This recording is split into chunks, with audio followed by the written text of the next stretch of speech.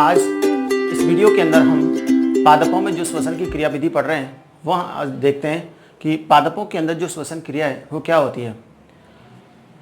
श्वसन क्रिया इंट्रोडक्शन में हमने पढ़ा था कि श्वसन क्रिया एक अपचयी क्रिया है। अपचयी का मतलब जिसमें एक बड़ा यौगिक दो छोटे यौगिकों में टूटता है।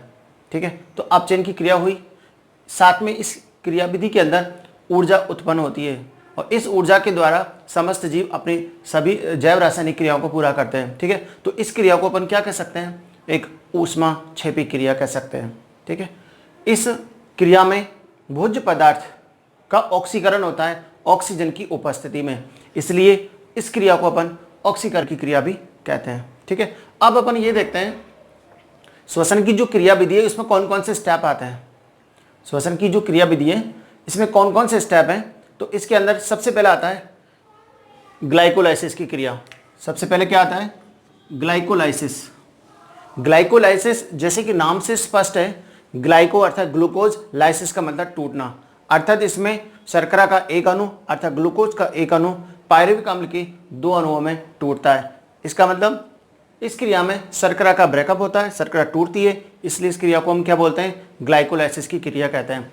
आप यहाँ देखेंगे ग्लाइकोलाइसिस की जो क्रिया है इस क्रिया में ऑक्सीजन का उपयोग नहीं होता है। इसका मतलब ग्लाइकोलाइसिस की जो क्रिया है वो चाहे ऑक्सी श्वसन की स्थिति हो चाहे अनॉक्सी श्वसन की स्थिति हो, दोनों में कॉमन होता है अर्थात समान है।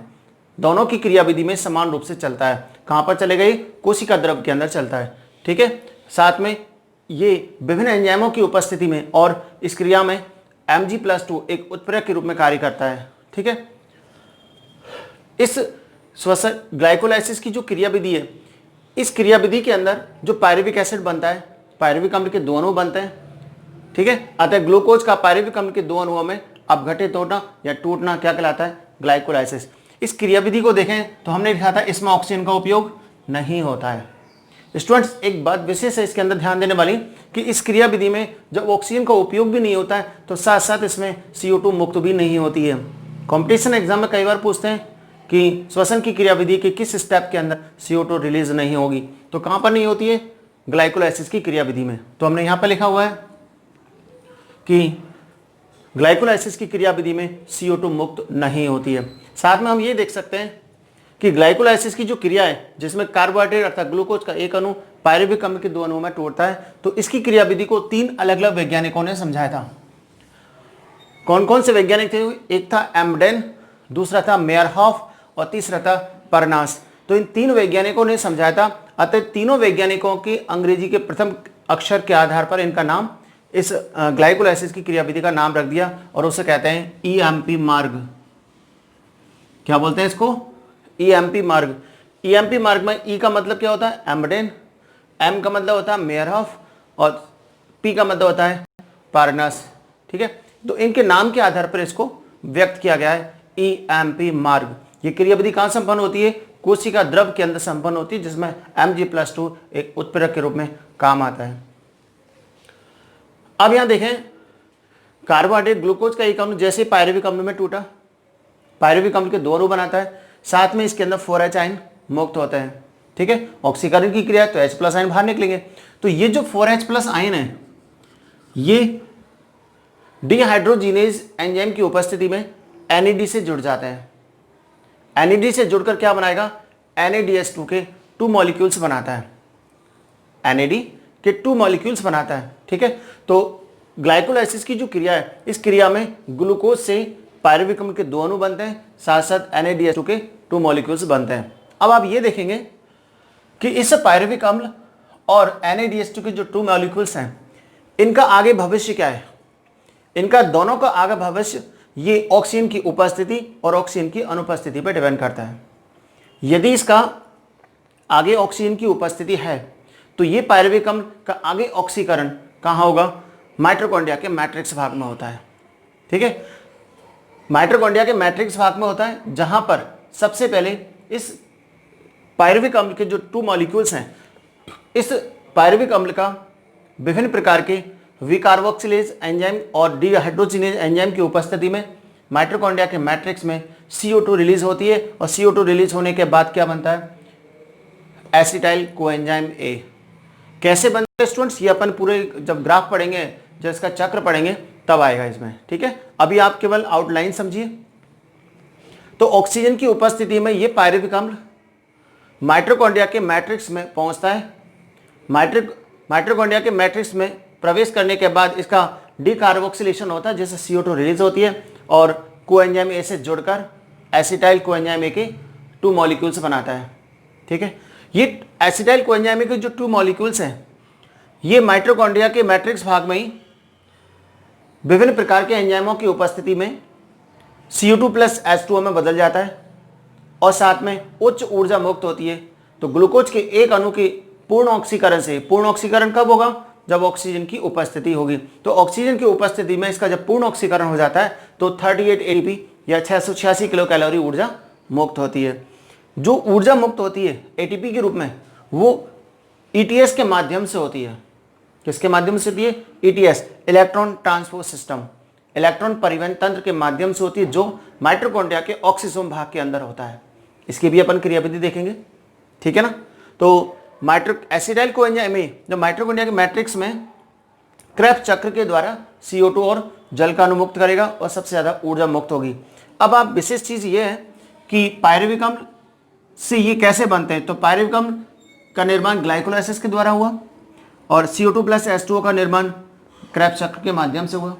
तो पायरुविक अम्ल और क्रेब्स चक्र के मध्य एक लिंक रिएक्शन के रूप में, लिंकेज के रूप में कौन बनता है? Acetyl coenzyme A. तो ये क्वेश्चंस पूछा जाता है कि पायरुविक अम्ल और क्रेब्स चक्र के मध्य एक लिंकेज रिएक्शन के रूप में कौन कार्य करता है, एक संयोजक कड़ी के रूप में कौन कार्य करता है, कौन होगा वो? एसिटाइल कोएंजाइम ए, ठीक है। तो ये एक पूर्ण ऑक्सीकरण की क्रिया हुई। तो इसमें पहला स्टेप अपन ने कौन सा देखा था? ग्लाइकोलाइसिस। सेकंड स्टेप इसके अंदर आएगा कौन सा? क्रेब्स चक्र। क्रेब्स चक्र इसको क्यों बोलते हैं? क्योंकि इस ऑक्सीजन की उपस्थिति में इसकी संपूर्ण ऑक्सीकरण की क्रिया को समझाया था हैंस क्रैब नामक साइंटिस्ट ने, जो अपन आगे पढ़ेंगे। और तीसरा पार्ट आता है इसका ETS, इलेक्ट्रॉन ट्रांसपोर्ट सिस्टम, जो माइटोकॉन्ड्रिया के ऑक्सीसोम भाग के अंदर संपन्न होता है। इनकेस यदि ऑक्सीजन एब्सेंट है, क्या एब्सेंट है? ऑक्सीजन एब्सेंट है, तो इस पायरुविक अम्ल का अपूर्ण अपघटन होता है। कहाँ होगा? कोश का द्रव के अंदर ही संपन्न होगा। यहाँ हमने लिखा हुआ है कि ऑक्सीजन की अनुपस्थिति में इसका कोश का द्रव में आंशिक अपघटन होता है, अपूर्ण ऑक्सीकरण होता है, जिसके फलस्वरूप या तो एथिल अल्कोहल बनेगा या फिर क्या बनेगा? लैक्टिक एसिड, ठीक है। तो ऑक्सीजन की अनुपस्थिति में पायरुविक अम्ल के अपूर्ण ऑक्सीकरण के फलस्वरूप एथिल अल्कोहल या लैक्टिक एसिड का निर्माण होता है और साथ में कम मात्रा में ऊर्जा मुक्त होती है। इसलिए इस क्रिया को अपन फर्मेंटेशन भी कह सकते हैं, जिसमें ये अल्कोहल बनता है तो अल्कोहलिक फर्मेंटेशन, लैक्टिक एसिड बनता है तो लैक्टिक एसिड फर्मेंटेशन होगा, ठीक है। तो ध्यान देने वाली बात यह कि ग्लूकोज के एक अणु का ऑक्सीजन की उपस्थिति में यदि ऑक्सीकरण होता है तो अपन को क्या पढ़ना है? ग्लाइकोलाइसिस पढ़ना है, क्रेब्स चक्र पढ़ना है और ETS पढ़ना है, ठीक है। यदि आपको ऑक्सीजन की अनुपस्थिति में शर्करा का अपघटन पढ़ना है, ऑक्सीजन की अनुपस्थिति में ग्लूकोज का अपूर्ण ऑक्सीकरण पढ़ना है, तो उसकी क्रियाविधि में क्या आएगा? सबसे पहले ग्लाइकोलाइसिस आएगा और सेकेंड आएगा फर्मेंटेशन, किण्वन की क्रिया। बात समझ में आई ना। तो ये हमारा एक आउटलाइन आपको बताए कि हमें पढ़ना क्या क्या है क्रियाविधि के अंदर। इसमें सबसे पहले आप क्या आता है? ग्लाइकोलाइसिस आता है। क्या आता है? ग्लाइकोलाइसिस। तो स्टूडेंट देखो, ग्लाइकोलाइसिस की क्रिया में हमने क्या बताया था कि ग्लूकोज के एक अणु कोश का द्रव में क्या होगा? इसका टूटेगा ही पायरुविक अम्ल के दो अणुओं में, साथ साथ इसमें 4H+ आयन मुक्त होते हैं, जो NAD से मिलकर के क्या बना देते हैं? NADH2 बनाते हैं। अतः ग्लूकोज का पायरुविक अम्ल के दो अणुओं में अपघटित होना क्या कहलाता है? ग्लाइकोलाइसिस कहलाता है। इस क्रियाविधि में ऑक्सीजन का उपयोग नहीं होता है। इसका मतलब ग्लाइकोलाइसिस ऑक्सीश्वसन और अनऑक्सीश्वसन दोनों का एक कॉमन मार्ग है, उभयनिष्ठ मार्ग है, ठीक है। इस क्रिया में CO2 मुक्त भी नहीं होती है। ग्लाइकोलाइसिस की क्रिया को एम्डेन, मेयरहॉफ और पार्नस ने समझाया था, इसलिए इसको अपन इन वैज्ञानिकों के नाम के आधार पर क्या रख दिया? EMP मार्ग। अब देखिए स्टूडेंट्स, ग्लाइकोलाइसिस की जो ये क्रिया है, मार्ग है, इस मार्ग को हम 4 बेसिक स्टेपों में पढ़ सकते हैं। यदि अपन पूरी क्रियाविधि देखें ग्लाइकोलाइसिस की तो टोटल 10 स्टेप आते हैं। कितने आते हैं? 10 स्टेप होंगे। लेकिन हमने इन 10 स्टेप को किस में चेंज किया अभी, 4 स्टेपों में, जिसमें सबसे पहले आता है ग्लूकोज का फास्फोरिलीकरण, सेकंड आएगा फॉर्मेशन ऑफ पीजीएल अर्थात पीजीएल का निर्माण, तीसरा है फॉर्मेशन ऑफ पीजीए अर्थात फास्फोग्लिसरिक अम्ल का निर्माण, और फोर्थ स्टेप आता है पायरुविक अम्ल का निर्माण। तो ये 4 हमने पद समझने के आधार पर लिखे हुए हैं। इन चारों पदों को यदि टोटल देखें तो कितने पद होंगे, 10 होते हैं। तो अब अपन ये देखते हैं कि इन चारों पदों की क्रियाविधि कैसे होती है। देखिए, हमने कहा था कि ग्लाइकोलाइसिस की जो क्रिया है इसको बेसिकली हमने 4 पदों में डिवाइड किया था। 4 पदों के नाम कौन कौन से हैं, ग्लूकोज का फास्फोरिलीकरण, सेकंड पीजीएल का निर्माण, थर्ड पीजीए का निर्माण, और फोर्थ पायरुविक अम्ल का निर्माण। समझने के लिए हमने इसको 4 बेसिक पदों में डिवाइड किया। यदि हम सभी के स्टेपों को ध्यान से देखें तो टोटल 10 स्टेप होते हैं। ठीक है, तो आप चाहो तो उसको 10 स्टेप में याद रख सकते हो, और 10 की बजाय आप 4 स्टेप में भी इसको याद रख सकते हैं। देखिए, फर्स्ट स्टेप कौन सा था, ग्लूकोज का फास्फोरिलीकरण। फास्फोरिलीकरण का मतलब होता है कि इसमें फास्फोरस का योग होगा। किसका, फास्फोरस का। तो देखिए, इसके अंदर सबसे पहले ग्लूकोज कौन से कार्बन, कितने कार्बन वाला होता है, 6 कार्बन वाला होता है। इसके मोल कितने होते हैं, 1 मोल। तो ग्लूकोज जो कि 6 कार्बन वाला होता है, इसका 1 मोल हेक्सोकाइनेज एंजाइम प्लस Mg+2 जो कि उत्प्रेरक के रूप में कार्य करता है, इस हेक्सोकाइनेज एंजाइम की उपस्थिति में ग्लूकोज का एक अणु एटीपी से उच्च ऊर्जा युक्त फास्फेट अणु ग्रहण करके ये ग्लूकोज 6 फास्फेट में बदल जाता है। अर्थात हमने देखा कि एटीपी में से जो फास्फोरस है वो ग्लूकोज के 6 कार्बन पर जाकर के ऐड हो गया, और क्या बन गया, ग्लूकोज 6 फास्फेट। अर्थात इस फास्फोरिलीकरण की क्रिया में एटीपी से यहां पर उच्च ऊर्जा काम आई। तो हम क्या कह सकते हैं, यहां एटीपी क्या हुई, खर्च हुई। फास्फोरिलीकरण की क्रिया में एटीपी खर्च हुई। सेकंड में देखिए आप, ग्लूकोज 6 फास्फेट जो होता है ये इसका समावयवीकरण होगा। क्या होगा, समावयवीकरण। अर्थात इसमें आइसोमेरेज एंजाइम, कौन सा एंजाइम, आइसोमेरेज। तो हम जानते हैं जब एंजाइमों का नामकरण हमने किया था तो उसमें क्या आता है, क्रियाधार व क्रिया की प्रकृति, दोनों के आधार पर एंजाइमों का नामकरण किया जाता है। ठीक है ना। तो यहां पर हमने नाम क्या रखा, फास्फोहेक्सोआइसोमेरेज एंजाइम। कौन सा, फास्फोहेक्सोआइसोमेरेज एंजाइम। अतः इस एंजाइम की उपस्थिति में ग्लूकोज 6 फास्फेट किस में बदल जाएगा, फ्रक्टोज 6 फास्फेट में बदल जाता है। तो यहां क्या बन गया, फ्रक्टोज 6 फास्फेट बन गया। अब यहां पर देखिए, फ्रक्टोज 6 फास्फेट पुनः फास्फोफ्रक्टोकाइनेज, काइनेज एंजाइम कौन सा होता है, ट्रांसफेरेज प्रकृति का एंजाइम होता है।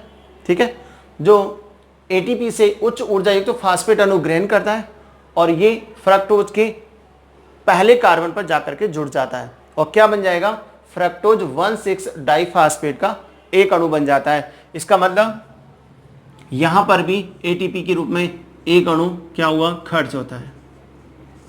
ठीक है ना। ये 6 कार्बन वाला होता है, इसका 1 मोल। ये भी 6 कार्बन वाला है, कितने मोल है इसके, 1 मोल। तो ग्लूकोज के फास्फोरिलीकरण का जो हमने पहला स्टेप देखा था, इसमें कितने पद आते हैं, टोटल 3। पहले पद के अंदर ग्लूकोज हेक्सोकाइनेज एंजाइम की उपस्थिति में एटीपी से उच्च ऊर्जा युक्त तो फास्फेट अणु ग्रहण कर ग्लूकोज 6 फास्फेट में बदलता है। सेकेंड स्टेप के अंदर ये आइसोमेरेज एंजाइम की उपस्थिति में ग्लूकोज 6 फास्फेट फ्रक्टोज 6 फास्फेट में बदलता है। और थर्ड स्टेप में हमने देखा कि फ्रक्टोज 6 फास्फेट फास्फोफ्रक्टोकाइनेज एंजाइम की उपस्थिति में एटीपी से पुनः उच्च ऊर्जा युक्त तो फास्फेट अणु ग्रहण करके किस में बदल जाएगा, फ्रक्टोज 1,6 डाइफास्फेट में। इस तरीका से इस फास्फोरिलीकरण की क्रिया में एटीपी के 2 अणुओं का उपयोग होता है। अर्थात फास्फोरिलीकरण में एटीपी के 2 अणु खर्च होते हैं। ठीक है, अब आता है हमारे पास सेकंड स्टेप, कौन सा, पीजीएल का निर्माण। पीजीएल का फुल फॉर्म होता है फास्फोग्लिसरैल्डिहाइड। क्या होता है, फास्फोग्लिसरैल्डिहाइड। तो इस पीजीएल के निर्माण में सबसे पहले क्या होता है, यानी रिएक्शन नंबर हमारी कौन सी आएगी, 4। इस क्रिया में एक लाइटिक प्रकृति का एंजाइम, लाइटिक आप जानते हो जिसमें जल के बिना उपयोग के कोई भी बड़ा यौगिक अपने 2 समान कार्बन वाले अणुओं में अपघटित हो जाता है। तो ये लाइटिक प्रकृति का एंजाइम है कौन सा, एल्डोलेज। तो ये एल्डोलेज क्या करेगा, फ्रक्टोज 1,6 डाइफास्फेट जो कि 6 कार्बन वाला मॉलिक्यूल्स है। ये समान कार्बन वाले अर्थात 3PgL का 1 मोल और डाई हाइड्रोक्सी एसीटोन 3 फास्फेट का 1 मोल बनाता है। ये PgL 3 कार्बन वाला होता है, डाई हाइड्रोक्सी एसीटोन फास्फेट जो हमने यहां लिखा हुआ वो भी 3 कार्बन है। तो 6 कार्बन 2 समान कार्बन वाले अणुओं में अब घटित होता है। क्या नाम है उसके? PgAl और डाई हाइड्रोक्सी एसीटोन फास्फेट। ठीक है, तो ये हमारी कौन सी रिएक्शन नंबर 4। इसके अंदर आप देखिए ध्यान से कि 3PgL का 1 मोल बना और 1 मोल बना यहां पर कौन सा? डाई हाइड्रोक्सी एसीटोन फास्फेट का। ये डाई हाइड्रोक्सी एसीटोन फास्फेट जो कि 3 कार्बन वाला होता है, इसका एक अणु फास्फोट्रायोज आइसोमेरेज एंजाइम की उपस्थिति में इसका क्या हो जाएगा? समावयवीकरण, अर्थात ये अपने समावयवी में चेंज हो जाता है। तो इसका समावयवी कौन हुआ? 3PgL। तो हमारे पास 3PgL के कितने मॉलिक्यूल्स हो गए? पहले एक तो मॉलिक्यूल्स ऊपर था, एक इसका समावयवी से बना, तो क्या हो गया? तो हमने टोटल क्या लिख दिया इसमें? 3PgL के 2 मॉलिक्यूल्स। कितने हो गए? 2 लिख दिया आगे हमने। तो ये क्या बन गया? 3PgAl के 2 मॉलिक्यूल्स हमारे पास बन गए। यहां तक क्लियर हुआ? ये रिएक्शन नंबर हो गई हमारी कौन सी? 5। मैं आपको जो रिएक्शन नंबर यहां पर लिखा वो कितने हैं? टोटल 10 हैं, लेकिन बेसिकली हमने कितने स्टेप बनाए थे? 4, जिसमें पहला फास्फोरिलीकरण हो गया। हम अब सेकंड पॉइंट कौन सा पढ़ रहे हैं? PgL का निर्माण। ठीक है, अब देखिए PgL के निर्माण के इस अगले स्टेप में क्या होता है? अभी तक हमने जितनी भी रिएक्शन पढ़ी है उन सभी के अंदर कोई ना कोई एंजाइम भाग लेता है, लेकिन अगली जो इस रिएक्शन है वो नॉन एंजाइमिक रिएक्शन होती है, अर्थात इस पद में कोई भी एंजाइम भाग नहीं लेता है। कंपटीशन एग्जाम में पूछा जाता है कि ग्लाइकोलाइसिस की किस पद में एंजाइम भाग नहीं लेता, अर्थात नॉन एंजाइमिक रिएक्शन होती है। तो ये ध्यान रखना कि इसमें 3PgL के जो 2 अणु हैं वो फास्फोरिक अम्ल से फास्फोरस उच्च ऊर्जा युक्त फास्फेट अणु ग्रहण करेंगे। ठीक है, और क्या बनाएंगे? 1,3 डाई PgL के 2 मॉलिक्यूल्स। यहां पर देखो फास्फोरस तीसरे कार्बन पर है, जबकि यहां पर फास्फोरस एक और आई तो क्या बन गया? 1 तीसरे के स्थान पर साथ 1 पर और जुड़ गया तो क्या बन गया? 1,3 डाई PgL। जैसे कि देखो 1, 2 और 3, पहला कार्बन, दूसरा कार्बन, तीसरा कार्बन। सपोज ये फॉर्मूला अपन PgL का लिख रहे हैं, तो इस PgL के तीसरे कार्बन पर फास्फोरस जुड़ी हुई है, लेकिन जब अपन फास्फोरिक अम्ल ग्रहण करते हैं तो पहले पर और जुड़ जाती है। तो पहले तो क्या था? 3PgL, अब क्या बन गया? 1,3, 2 जगह होगी तो क्या बोलते हैं? विस बोल सकते हैं या डाई बोल सकते हैं या बाई बोल सकते हैं। तो हमने क्या देखा था कि 3PgL फास्फोरिक अम्ल सिर्फ फास्फेट अणु ग्रहण करके 1,3 डाई PgL के 2 मॉलिक्यूल में बदल जाता है। यहां तक क्लियर हुआ? अब आप देखिए आगे कि 1,3 डाई PgL के 2 मॉलिक्यूल्स PgAl डिहाइड्रोजीनेज एंजाइम की उपस्थिति में, किसमें? PgAl डिहाइड्रोजीनेज एंजाइम की उपस्थिति में इसका क्या होता है? ऑक्सीकरण होता है। ठीक है, ऑक्सीकरण होगा तो H+ आयन बाहर निकलेंगे। H+ आयन बाहर जो निकल रहे हैं उसको कौन ग्रहण कर रहा है? NAD के 2 मॉलिक्यूल्स, और किस में बदल जाएगा? NADH2।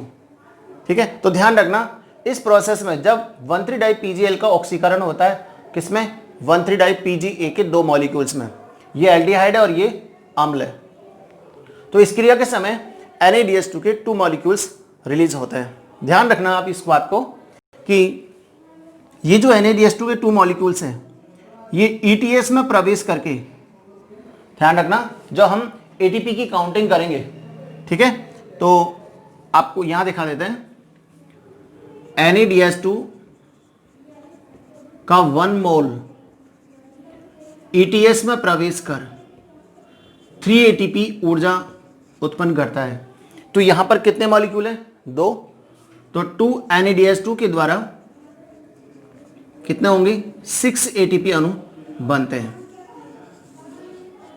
ठीक है, अब आगे देखिए, जैसे ही 1,3 डाई PgA के 2 मॉलिक्यूल्स बनते हैं, ट्रांसफास्फोराइलेज एंजाइम की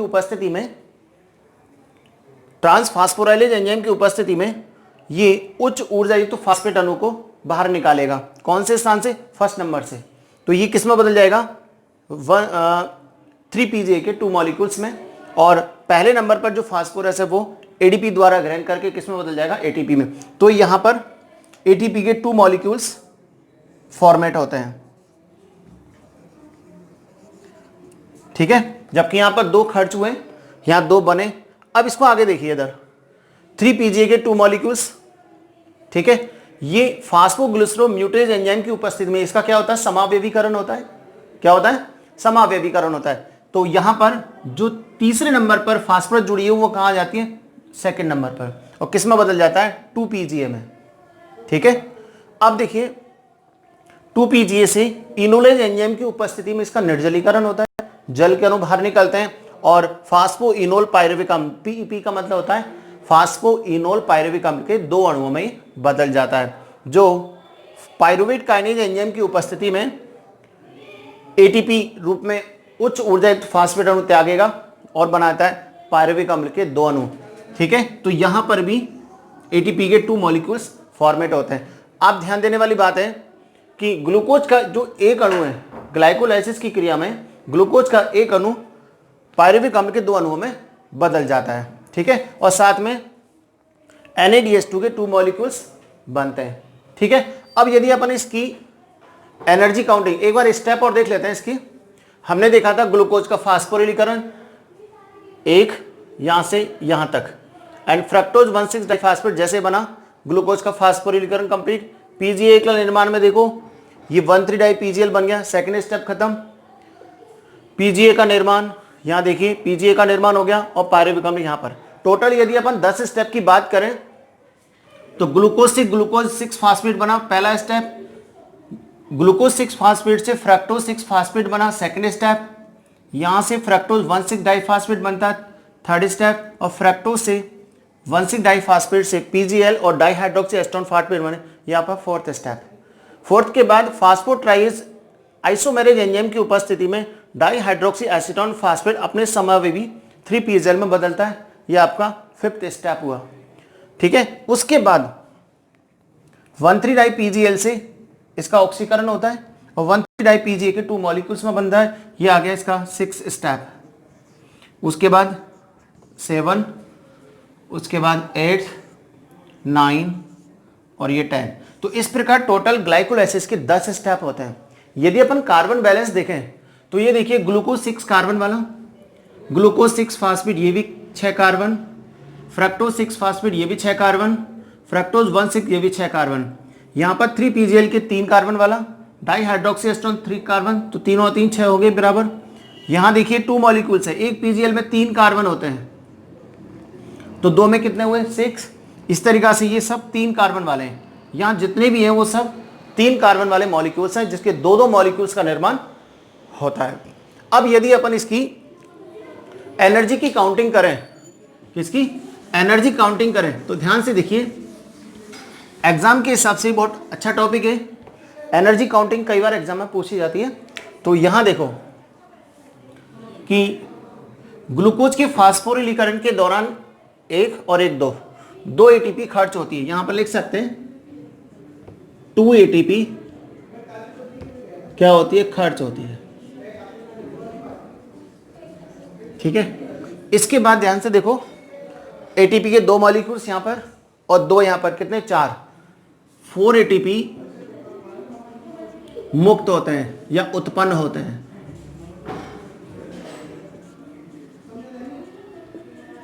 तो देखिए यहां पर शुद्ध लाभ, नेट प्रॉफिट कितने का हुआ, ATP का शुद्ध लाभ कितना होता है, कितना आएगा 2 ATP। तो आपको एग्जाम में यदि पूछता है ATP ग्लाइकोलाइसिस की क्रिया में शुद्ध लाभ के रूप में कितने ATP का निर्माण होता है, कितने का हुआ, 2 ATP अणुओं का निर्माण होता है, क्योंकि 2 ATP खर्च होते हैं और 4 ATP बनते हैं। तो नेट प्रॉफिट कितने का हुआ, 2 का। लेकिन यदि कुल लाभ पूछता है, कुल ATP उत्पत्ति, तो आप ध्यान से देखो 2 ATP तो ऊपर नेट प्रॉफिट, यहां पर देखो NADH2 के 2 मॉलिक्यूल्स है जो ATS में प्रवेश करके 6 ATP का निर्माण करते हैं, ठीक है। तो हम लिखते हैं 2 NADH2 द्वारा कितना आएगा 6 ATP। तो कुल कितना हुआ, कुल होता है 8 ATP अणु। यह पढ़ रहे हैं ऑक्सीश्वसन की स्थिति में ग्लाइकोलाइसिस के द्वारा। ध्यान देना कि ग्लाइकोलाइसिस के द्वारा शुद्ध लाभ के रूप में यदि क्वेश्चंस पूछते हैं, चाहे वो ऑक्सीश्वसन हो चाहे वो अनऑक्सीश्वसन हो, मात्र 2 ATP आएगा, ठीक है। लेकिन ऑक्सीश्वसन की स्थिति जाएगी ऑक्सीश्वसन की स्थिति में NADH2 के 2 मॉलिक्यूल्स माइटोकॉन्ड्रिया के ऑक्सीसोम में प्रवेश करके वहां 6 ATP रिलीज करते हैं, इसलिए 6 ATP + 2 टोटल होते हैं 8। तो ऑक्सीश्वसन की स्थिति में ग्लाइकोलाइसिस से कुल 8 ATP अणुओं का निर्माण होता है। ठीक है, तो इस तरीके से हमारा टॉपिक कौन सा पूरा हुआ? ग्लाइकोलाइसिस की क्रिया, जिसमें ग्लूकोज का एक अणु पायरुविक अम्ल के 2 अणुओं में टूट जाता है।